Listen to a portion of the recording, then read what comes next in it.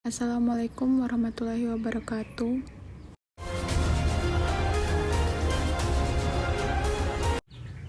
Strategi pendidikan. Pertama, apa yang menurut Anda paling menginspirasi dari strategi pembelajaran ataupun keterampilan dasar mengajar? Yang kedua, bagaimana strategi pembelajaran ataupun keterampilan dasar mengajar diimplementasikan di dalam kelas? Yang ketiga, apa langkah selanjutnya bagi Anda dalam memanfaatkan apa yang telah Anda pelajari? Di sini saya akan menjawab pertanyaan yang pertama, yaitu inti pertanyaannya, apa strategi pembelajaran yang menginspirasi? Ya, menurut saya pembelajaran yang bisa menginspirasi para peserta didik yang pertama yaitu keterampilan mengadakan variasi, yaitu di mana variasi ini dalam kegiatan pembelajaran adalah perubahan dalam proses kegiatan yang bertujuan untuk meningkatkan motivasi para siswa serta mengurangi kejenuhan dan kebosanan. Variasi adalah keanekaan yang membuat sesuatu tidak monoton. Variasi dapat berwujud perubahan-perubahan atau perbedaan-perbedaan yang disengaja atau diciptakan oleh seorang guru. Selanjutnya yaitu variasi dalam kegiatan pembelajaran bertujuan antara lain yang pertama, menghilangkan rasa bosan dalam belajar, yang kedua, meningkatkan motivasi dalam belajar, yang ketiga, mengembangkan keinginan dan untuk mengetahui dan menyelidiki hal-hal baru, yang keempat, meningkatkan kadar keaktifan atau keterlibatan peserta didik dalam kegiatan pembelajaran. Baiklah, selanjutnya yaitu menjawab pertanyaan nomor 2 yang inti pertanyaannya bagaimana cara mengimplementasikan strategi pembelajaran ini.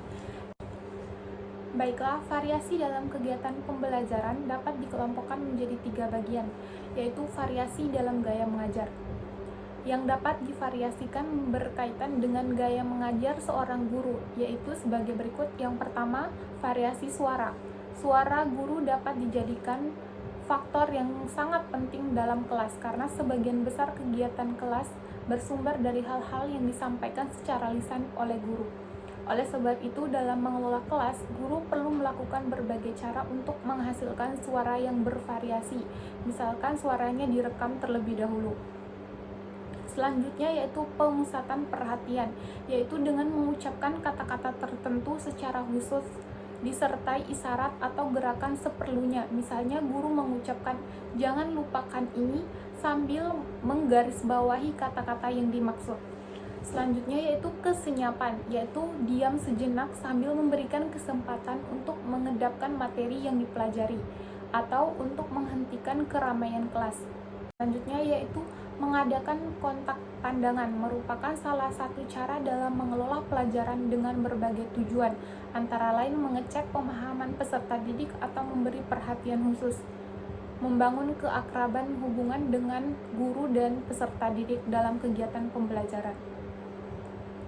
Selanjutnya yaitu variasi gerak badan dan mimik, merupakan alat komunikasi yang efektif yang dapat mengkomunikasikan pesan secara efektif dibandingkan dengan ucapan yang bertele-tele.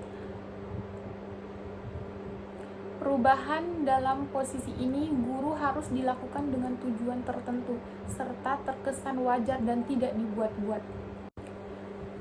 Selanjutnya dari penggunaan variasi yaitu dengan variasi penguatan media dan bahan pelajaran. Alat dan media pembelajaran merupakan suatu faktor yang penting dalam proses kegiatan pembelajaran. Alat bantu pembelajaran ini dapat dikreasikan sesuai dengan fungsi serta variasi kesensitifan indera dari para peserta didik.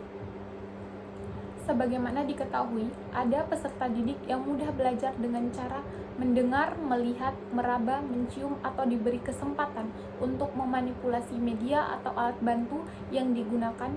Sesuai dengan variasi tersebut, maka variasi penggunaan alat bantu pembelajaran dapat dikelompokkan dalam beberapa hal. Yang pertama yaitu variasi alat bantu pembelajaran yang dapat dilihat, misalkan gambar-gambar, ukiran, peta, dan semua alat yang dapat dilihat manusia. Selanjutnya yaitu variasi alat bantu pembelajaran yang dapat didengar. Contohnya adalah rekaman suara binatang, rekaman pidato, rekaman nyanyian, rekaman kuis, ujian lisan, atau lainnya. Selanjutnya yaitu variasi alat bantu pembelajaran yang dapat diraba dan dimanipulasi. Contohnya adalah biji-bijian, binatang kecil yang hidup, patung, alat mainan, alat laboratorium, dan lain-lainnya. Yang ketiga yaitu variasi dalam interaksi dan kegiatan. Variasi yang dilakukan hendaknya sesuai dengan kondisi kelas, sehingga dapat melakukan pembelajaran yang sangat efektif. Pertanyaan terakhir yaitu bagaimana saya memanfaatkan apa yang sudah saya pelajari dari strategi pembelajaran yang telah saya jelaskan. Ya, menurut saya cara saya memanfaatkannya yaitu saya bisa mengimplementasikannya saat saya mengajar peserta didik, sehingga peserta didik bisa lebih mudah memahami materi yang saya sampaikan.